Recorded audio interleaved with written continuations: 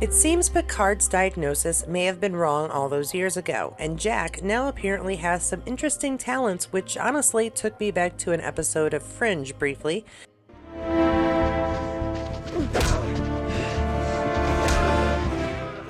But the implications of these new talents elude me. What we do know is Vadic and her soldiers are most definitely a different kind of changeling, and it looks like the snobbery in the Great Link does make her and her kind entirely expendable and looked down upon. And while Picard and possibly Jack's DNA may be the key to kicking off Frontier Day, I highly doubt just that act is the weapon. Hi and welcome back to Katie's Corner in Space and this week's standout scenes for Star Trek Picard, Season 3, Episode 7, Dominion. And like last week, the episode was more storytelling rather than crazy no-way-out survival. And we got our first familiar face changeling in the form of Tuvok, who's apparently still out there alive just to give up details so Fake can play the role well. Because of this, the plan to try and get assistance to stop the impending attack is going badly, while Vadic is under incredible pressure to produce Jack, and so alternative plans are considered to end the changeling threat. And I love the trap they came up with, which the Shrike fell for hook, line, and sinker, so it gets my nod for first standout scene. This cat and mouse game through the corridors of the Titan was both exciting and fun to watch as force fields went up, and I really enjoyed feeling like something was going right. Holy shit, we got her. Right up until Jack and Sydney were trapped. Which will lead me directly to standout scene number 2 this week, and that is the continued multiple personality issues poor M510 is having. We start with Data trying to answer questions revealing Picard's questionable aromatic syndrome diagnosis, and struggle to be any semblance of himself when Lore punches through and we get nothing but trouble from the egotistical narcissist who's decided his best chance for survival are Vadic and her soldiers. Soon those handy shields are gone, giving the Titan's attackers the chance to take over, basically dooming all on board, before Data once again gains control. And these moments between Data and Geordi were what we were waiting for. Old friends reunited and Geordi's outpouring of love towards Data, his friendship, the loss of his friend. This is what we'd been waiting for, and I think we got exactly what we'd been hoping for. Kudos to the writers on Geordi's speech and Data's timing. But the top scene of the week, that is going to be Vadic's backstory, because it is just so much worse than we thought.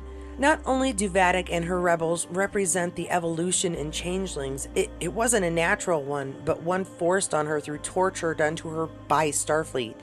And we think Section 31 is controversial, but what was done at Daystrom was just plain vicious. It rings of tales you hear of governments attempting to create super soldiers through medical and experimental means.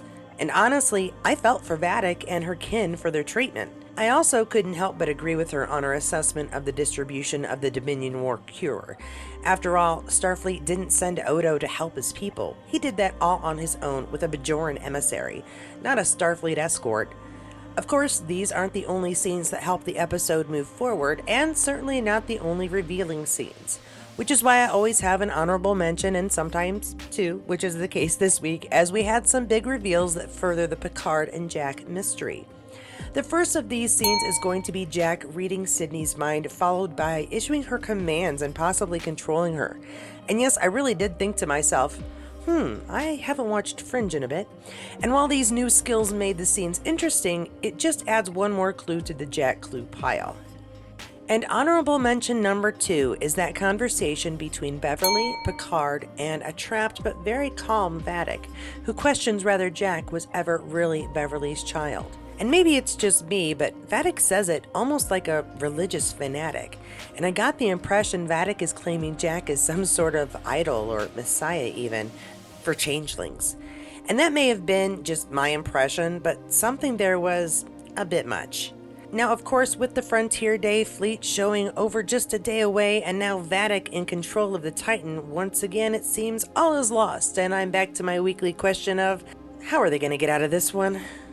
But this and last week were a nice break, and hopefully next week we'll get some solid answers on Jack's nature as well as this ultimate weapon's nature. I still struggle to see how our British accented duo will become a weapon, which I suppose is the point of a mystery and a show with several twists. This episode was once again really good, and I have to say I'm still very interested in the mystery of Jack, and I'm desperately picking apart each clue, hoping I can solve it before the big reveal. I like the added talents Jack has displayed, but not his ability to flirt. I'm guessing Sydney is a slightly higher caliber of woman than he's used to dealing with, because cute only takes you so far, Jack, and come check out this suite I'm squatting in just isn't the pickup line you think, buddy. But we have a pretty good idea that Vadic and her soldiers are being used to accomplish the goal, but are seen as outsiders because of the changes and torture endured, which isn't surprising, but adds to the mystery of exactly who is pulling the strings, as Vadic expresses very clearly Jack is not for her or Beverly. Like I said, a bit much. Now, while I missed Worf and Raffi in this one, and of course I'm worried for Riker, the people on screen kept the story so busy I didn't really notice their absence until the show was over and realized they hadn't been a part of it. Minus a Riker changeling moment. So next week, I'm hoping we see them again, find out if Deanna is Deanna, maybe even find out what is up with Jack and why he's so dang important to the changelings and their plans for vengeance. I'm expecting another big twist, and as much as I try to solve the mystery, it's always best to have a surprising reveal. But until then, please enjoy one of these videos, and I'll see you there.